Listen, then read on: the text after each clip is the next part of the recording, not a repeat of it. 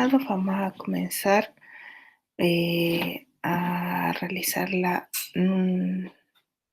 voy a realizar nuevamente la grabación de la clase que corresponde a lo que está planificado para el 1 de octubre.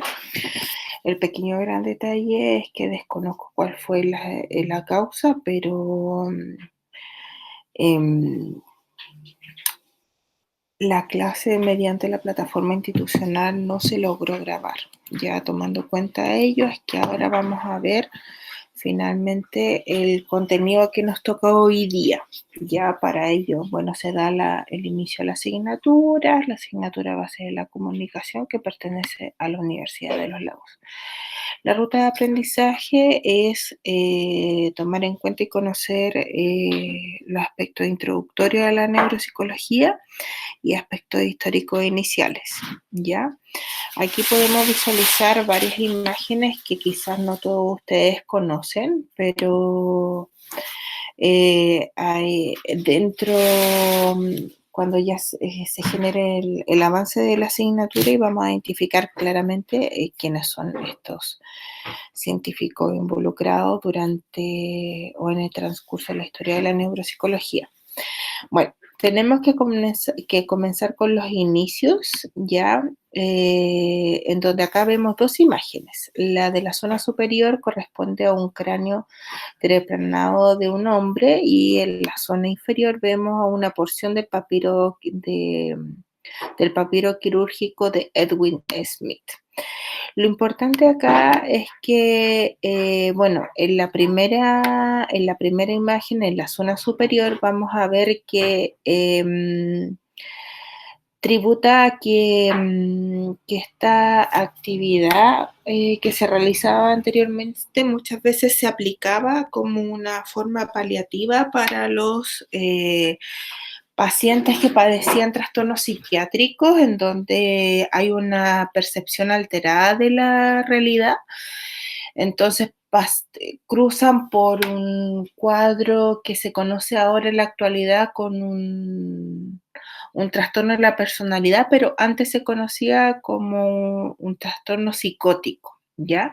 Entonces, para que esas ideas alteradas no continúen, lo que se aplicaba antes o en lo que se aplicaba en la antigüedad era generar una perforación en la zona superior del cráneo y ahí vemos ese orificio que se conoce este procedimiento como una trepanación del cráneo. ¿Ya? Entonces aquí era la idea que el órgano es el órgano biológico que controla y dirige el comportamiento.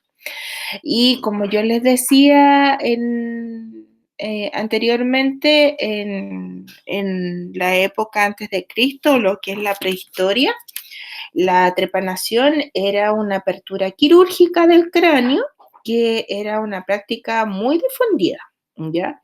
Ahora, con respecto a la imagen que está en la zona inferior, esta imagen, como ustedes ya saben, pertenece a los egipcios y en los papiros quirúrgicos de Edwin Smith, que datan entre el 2500 y 3000 antes de Cristo, aquí lo que describe, ya yo les voy a contar porque, bueno, ninguno de nosotros puede leer esto, ya porque no cuenta con el manejo de esta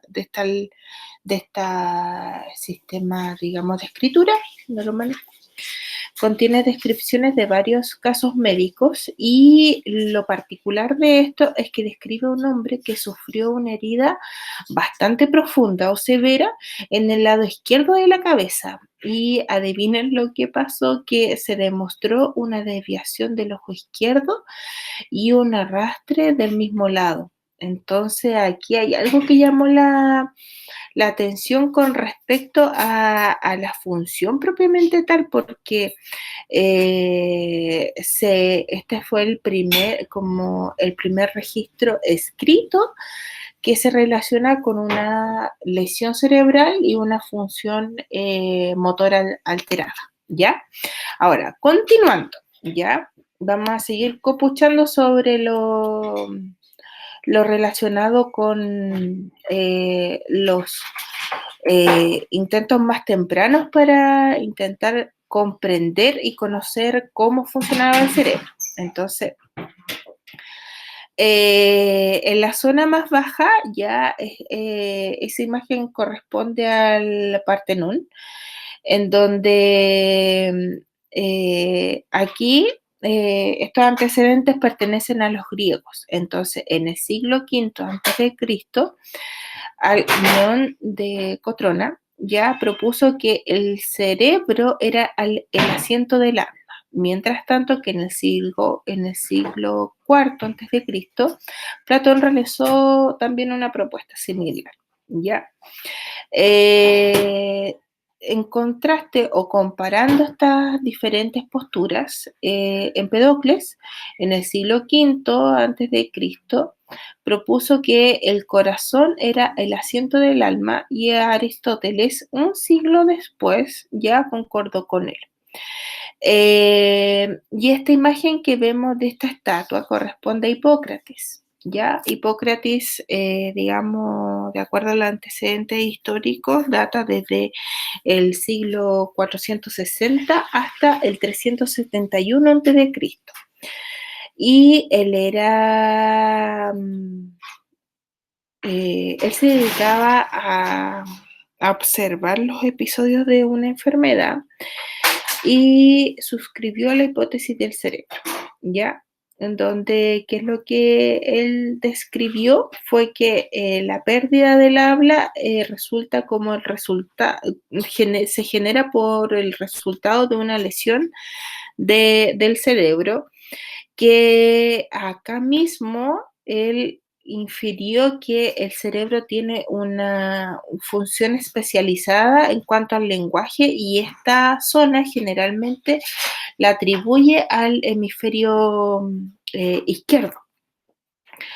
Yo no sé si es que ustedes lo recuerdan, pero en primer año siempre se habla que hay un hemisferio dominante, ¿ya? Y bueno, todo eso se dice que es en base a lo que se registra en diferentes investigaciones y se dice que sobre el 90% de la población tiene el hemisferio dominante para los aspectos comunicativos del lenguaje en el lado izquierdo, el lado derecho alrededor de un 5% y de forma ambidiestra o se encuentra en ambos lados el otro 5%. Pero Hipócrates, ¿cuál es su gran aporte? Que sin el apoyo, digamos, de equipos de neuroimagen, llegó a la misma conclusión, ya que ahora en la actualidad. Entonces, un aporte no menor. Continuando, aquí vamos a ver que este es un dibujo de Leonardo da Vinci, en donde se muestra la estructura del cerebro que conceptualiza el renacimiento. Entonces aquí hay una zona que está en la zona interna, que eso representa los ventrículos cerebrales. Eh, Antes, digamos, del aporte de Da Vinci, Galeno, ¿ya? Creyó y él también mencionó que los ventrículos cerebrales, que son cavidades llenas de fluido, en este caso de líquido cefalorraquídeo, eran las estructuras en donde se ubicaba el pensamiento y también otros procesos psicológicos como el cálculo, como la escritura, ya como las actividades también motoras, entre otras. Y en el siglo V, Nemesio, él lo que hizo fue aumentar información a esta hipótesis ventricular y asignó diversos procesos psicológicos a ubicaciones dentro de los diferentes ventrículos, ¿ya? Entonces, vamos a seguir copuchando con respecto a estas ideas en donde atribuía en un principio a que en los ventrículos cerebrales se encontraban diversas funciones psicológicas, ¿ya? Entonces, para empezar ya a ir mutando, ya porque esto se acerca hacia la idea localizacionista, ¿ya? Aquí vemos un cerebro y al otro lado vemos la imagen de Luigi Rolando. ¿Y por qué está él acá? Porque él fue un científico anatomista, ya que finalmente lo que hizo fue designar o llamar a la famosa cisura de Rolando, que ahora se llama la cisura central, ¿ya? Pero finalmente es a él a quien se conoce esta línea divisoria entre el lóbulo frontal y el lóbulo parietal, tomando en cuenta que ahí está igual la zona precentral y la zona poscentral. Estas funciones las tenemos que ya conocer, tomando en cuenta que cada uno de ustedes ya ha pasado por neuroanatomía. Y es importante tomar en cuenta que no es la finalidad de la asignatura el reconocer y, digamos, esta estructura, sino que conocer el aporte que diferentes científicos han proporcionado a nuestra disciplina, ¿ya? En la zona más baja vemos a René Descartes, ya que él es un filósofo francés, ya que él expuso sobre la visión dualista, en donde él informa que existe un cerebro y una mente, ¿ya? Entonces, pero menciona que ambos funcionan de forma independiente, pero interactúan, ¿ya? Incluso mencionaba que el órgano que daba esta interacción era la glándula pineal, ¿ya? Y en específico, para Descartes no existe una ubicación espacial para la mente, ¿ya? Eso es lo que él postula. Ahora vamos a ver también sobre la ciencia de la frenología y un detalle no menor, yo declaré ahí que es una pseudociencia, pero en un principio también digamos, se desarrolla esta postura. La fotografía que está ahí es de Franz Joseph Gall, ya que es un médico neuroanatomista alemán, que él es el padre de la frenología e intentó realizar una correlación entre la personalidad y las características del cráneo, ¿ya? Entonces aquí lo que él estudió, lo que busca es afirmar que el encéfalo es el órgano de la mente y que el córtex cerebral no es igual en toda su estructura y que ésta tiene centros particulares que controlan ciertas funciones específicas. Gall lo que él decía y defendía es que el encéfalo no funciona como un órgano unitario, sino que se divide al menos en 35 órganos, ¿ya? Y que identificó de forma errada, por eso es que es una pseudociencia, la función de la mayoría de las partes del córtex o la craneostopía. Entonces, por eso aquí podemos ver, digamos, diferentes zonas que la podemos igual identificar por las líneas, también por eh, digamos, por el escrito que hay sobre ella. Ya, entonces tomando en cuenta ello, es que esto también se puede complementar con el trabajo autónomo que fue declarado en su guía de aprendizaje. No, la planificación de la asignatura. Perdón. Ya, entonces ahora vamos a hablar sobre la época de mayor auge de la neuropsicología que se dio también con el inicio más potente de la fonoaudiología, ya que es cuando se comenzó a hablar sobre la afasiología, en donde Paul Broca, ya que fue el primer científico que publicó un caso de un paciente con afasia y corroboró además su hipótesis que las alteraciones lingüísticas no corresponden a una alteración, en este caso, digamos, eh, de alteraciones de tipo demenciales, sino que solamente son alteraciones de tipo lingüísticas. Entonces, perdón, Paul Broca es un científico francés y después el que vamos a ver, él es un científico alemán que es Carl Wernicke. Entonces, en 1861, el neurólogo Paul Broca describió casos de afasia cruzados por una lesión en el hemisferio izquierdo. El caso de Tan, ya que recibe este nombre porque era el caso Tan, disculpe, era la única sílaba que este paciente podía emitir, recibe este nombre Tan porque solamente con estas sílabas él se lograba comunicar. Él era incapaz de hablar más de unas pocas sílabas y lo que más utilizaba es lo que yo le mencioné, el TAN, y comprobó también que tenía una adecuada comprensión del lenguaje y que no se encontraba en estado demencial.